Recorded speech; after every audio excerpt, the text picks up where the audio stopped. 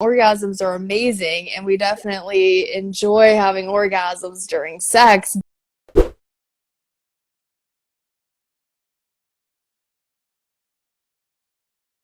I know that a huge thing is like it's not about the orgasm. So when you say like reach the height of ecstasy, is I think a lot of people immediately are like, okay, achieve the best orgasm. But from what I've read on your website, like that's not really what this is all about. Yeah, I mean, don't get me wrong, orgasms are amazing, and we definitely enjoy having orgasms during sex. But what has tended to happen in modern culture, which is actually better than we were before, which was female orgasm didn't matter at all. Now we're tending to be more in this place of men being very goal oriented towards giving their partner an orgasm, which is great that they care. They want their partners to orgasm.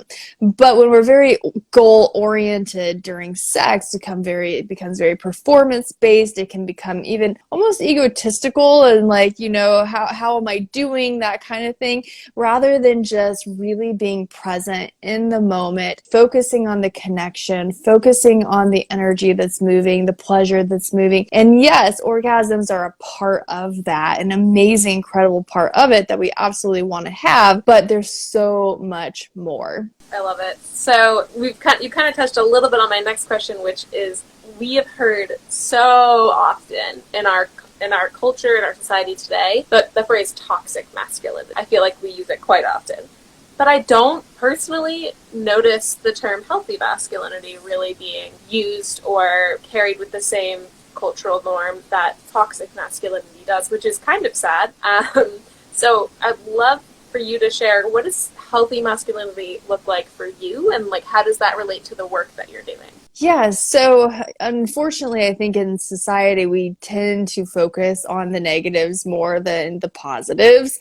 And especially right now, there's a definite trend towards, I understand all the dismantle the patriarchy and, that type of thing that's held women back for so long. And a lot of the work that I do with women is helping them heal from that. A lot of men that I work with is also helping them heal from it. Patriarchy has damaged men just as much as it has women. But unfortunately, what has come along with that is a lot of male bashing. And my perspective on it is, as a strong, empowered woman that is healthy, that has done my personal development work and integrated my wounding and all this, I want healthy, strong, empowered men in the world alongside with me. Like, I find that to be really sexy and attractive. And so as I always encourage women that have that anger towards the masculine, and I totally understand where it comes from, right? Like, I totally get it. But it is like, if we're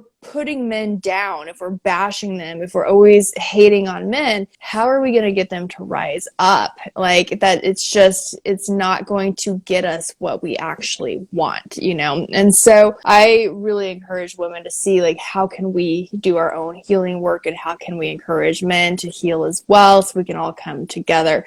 And, I think that's what healthy masculinity is. And there's a lot of really amazing men out there. It's just unfortunate that the ones that do display toxic traits, that are the abusers, that are the narcissists, they get so much attention because they do so much damage, and then the good guys, they just don't get the same kind of attention.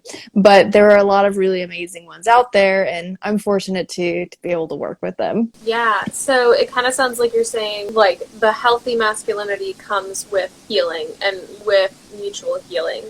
Because, of course, like, yes, women for so long have been put down and abused and oppressed, and we are working through a lot of healing, but, in a more restorative justice angle, it would be thought of as, like, we can't heal, like, mutually, like, separate from each other. We have to heal together Right. as the offender and the victim, even if you're not actually, like, an offender.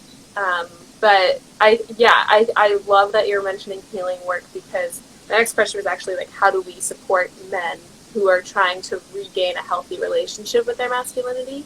It kind of sounds like you would say healing, but what does that look like? How do we offer space and support?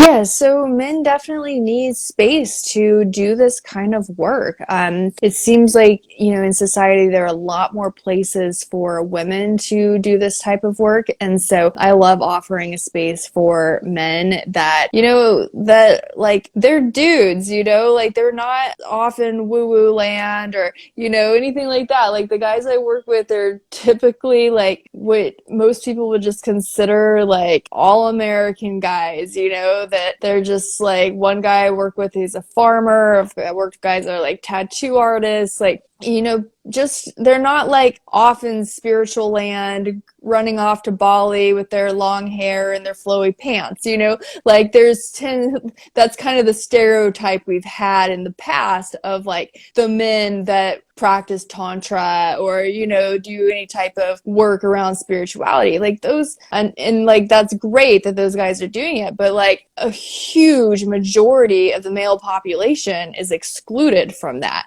And so like, but I like to give a place for guys to just come in and they're just like real men with families and kids and like real struggles, and like it's just a place for them to come and have space and be heard and be seen and being given practices that they can do that will actually really transform their lives and their families. I've got one client, his marriage was literally on the brink of ending, and he has children, and they've got their entire life was about to just be split apart. And 2 months into the program, and he and his wife are doing amazing now, and so the type of work is completely transformational, like literally can transform your life in as little as 2 months. And what is that program that you're mentioning? So that's my Man on Fire program. That's a 6-month group coaching program for men. And it's just all about communication and intimacy and like how men and women can relate to each other in a way that they actually feel seen, heard, loved, safe, like they belong with their partner. Like being seen by your partner, being heard by your partner. These things sound so basic, but they're incredibly difficult and just not existent in most relationships. Most of the time when people are in long-term relationships, their partner is actually the one that they have the most difficult time communicating with, especially around, topics such as sex and what they really desire in the relationship. People just shut down because they're afraid of rocking the boat. And when they do that, the relationship just dies. It becomes stagnant. There's no flow of energy between the two people.